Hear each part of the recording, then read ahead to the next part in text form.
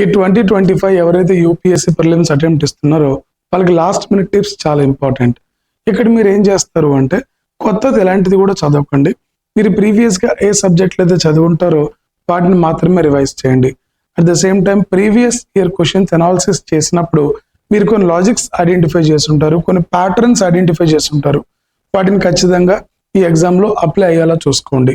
మీరు ఏదైతే test series రాసి ఉంటారో వాటిలో మీకు రాని టాపిక్స్ అన్నిటిని కూడా ఇంకొకసారి రివిజన్ చేసుకోండి.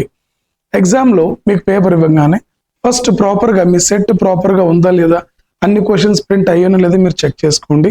మీకు ఈజీ సబ్జెక్ట్ ఏదైతే ఉందో వాటి దగ్గర నుండి ఆన్సరింగ్ చేయడం స్టార్ట్ చేయండి. ఫస్ట్ నుండి ఆన్సర్ చేయొచ్చు, లాస్ట్ నుండి ఆన్సర్ చేయొచ్చు, మిడిల్ నుండి కూడా ఆన్సర్ చేయొచ్చు.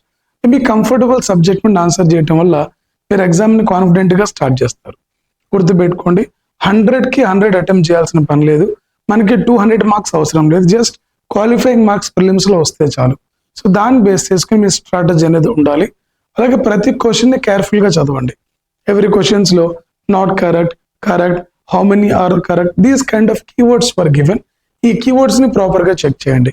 చాలా మంది స్టూడెంట్స్ ఈజీ క్వశ్చన్స్ని అండర్ ఎస్టిమేట్ చేసి ఫ్లోలో ఆన్సర్స్ పెడుతుంటారు.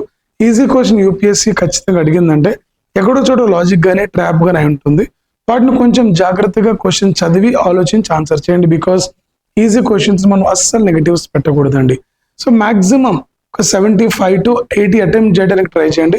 Again subjected to your practice. Paper ఈజీగా వస్తే ఒకలా, పేపర్ డిఫికల్ట్గా వస్తే ఒకలా.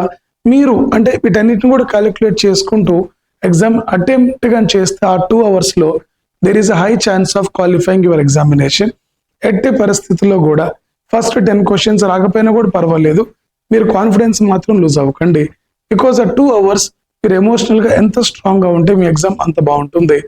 మోస్ట్ ప్రాబబుల్ ఎగ్జామ్కి వెళ్ళే ముందు డార్క్ చాక్లెట్స్ కూడా కన్జ్యూమ్ చేయండి, which keep your energy level high.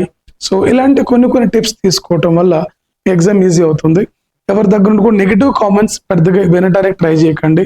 Stay calm and composed and right down the exam. It's going to be yours. All the very best.